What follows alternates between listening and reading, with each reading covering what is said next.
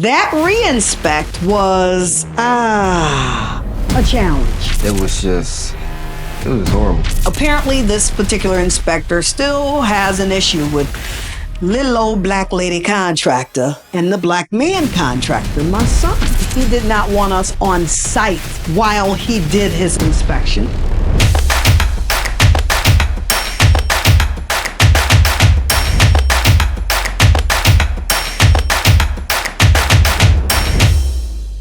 Hello, everybody. This is an update to our University District project here in Detroit. If you don't know, my name is Rachel Saltmarshall, the Black Lady Contractor here in Detroit, Michigan. And we specialize in bathroom and kitchen remodels. This particular kitchen that we're in right now is 280 square feet. The bathrooms in this particular property, we have a second floor bathroom. We also have a third floor bathroom. All of this is being done at the same time. So last week we were on cabinet door stripping. We also had to redo our floor over here because, of course, technology, when it works, is wonderful, but when it doesn't, it's terrible. Rough electrical, that passed a week or so ago. Rough plumbing, we were held up for a week and a half as far as for rough plumbing because our first inspection didn't go so well. So we had to have a re-inspection, and we passed our re-inspection with flying colors. The last inspection was our building inspection, so our rough. So basically with the rough, they looked at the framing, they looked at the insulation, they looked at, of course, our subfloor install,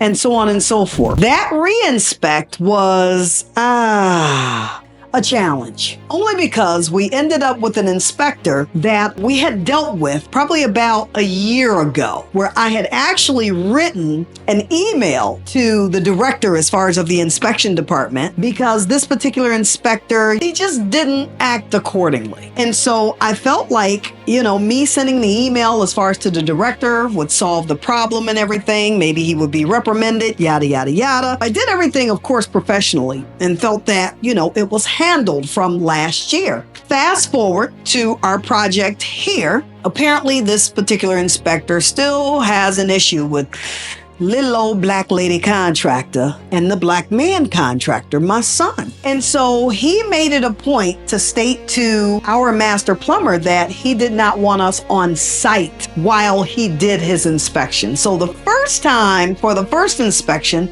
I allowed it. I said, okay, let's just come on in, inspect it, yada, yada, yada. And we left the premises. However, the second go round, the master plumber was not going to be here.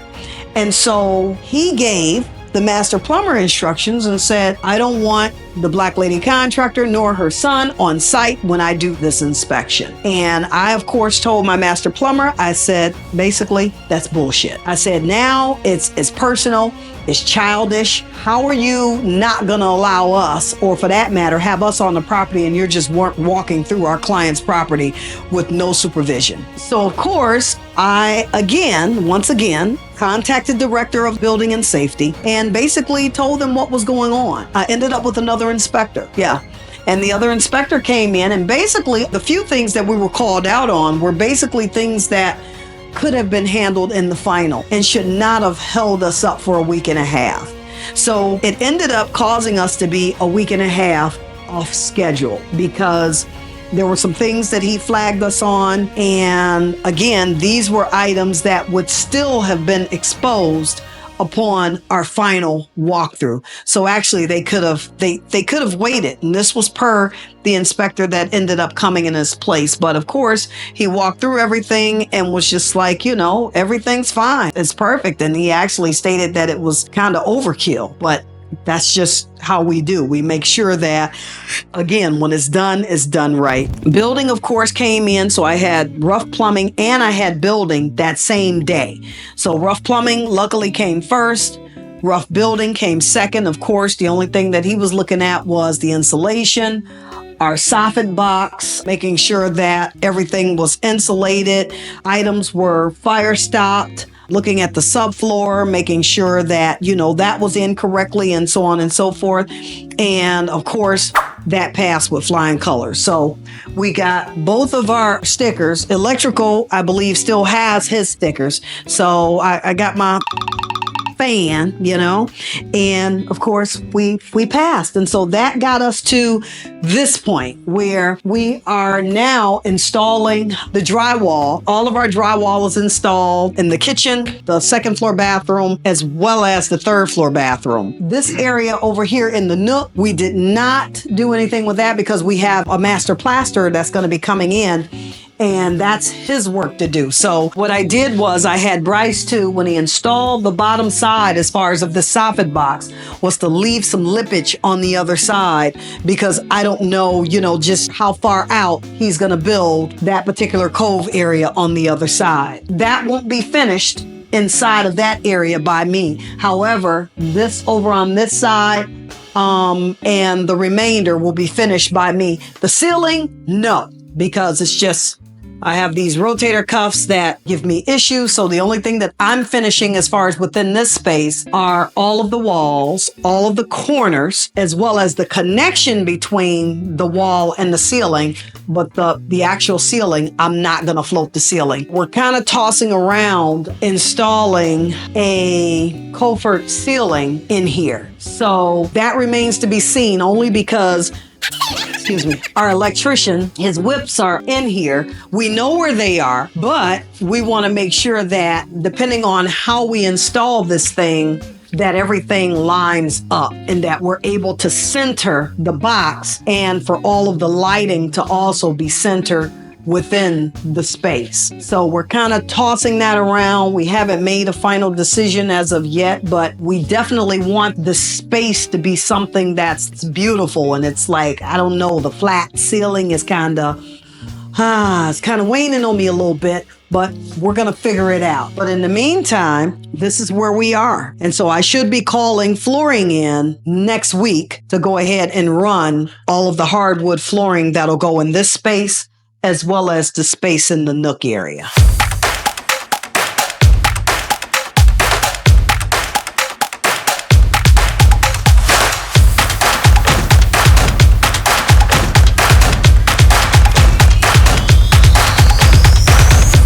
Usually to drywall a space like this, it would only take me maybe about a day and a half. But this job in particular, you learn from each job, you find new products, you discover new methods to use. The walls were pretty out of level. Like this wall in particular, from the floor to the ceiling, it was out about 3/4 of an inch. Actually, that wall from this corner to that one was out about almost an entire inch.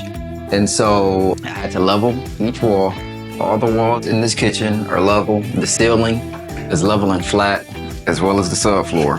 So everything in here is where it's supposed to be at. It wasn't as easy as it could have been, only because I didn't have my laser. I have a 3-plane laser, so it has a laser on the side, the front, the top, and on the bottom. And so it can actually shoot a square line from a corner, but that one started malfunctioning, so I had to use a single plane laser, which only allowed me to shoot one wall at a time. I had to shoot it across one side, then move to the other corner, shoot it to the other. And the thing with lasers is that they're precise, so you have to make sure that the markings, you're hitting them consistently each time that you move it. And as you're going throughout the wall, finding all the low and high spots, that your laser does not move. It has to stay where it is. Otherwise, you think the wall is an inch off entire time, the laser moved over maybe a 1/16 of an inch, and now you got to redo everything. So it definitely helps to not have faulty equipment.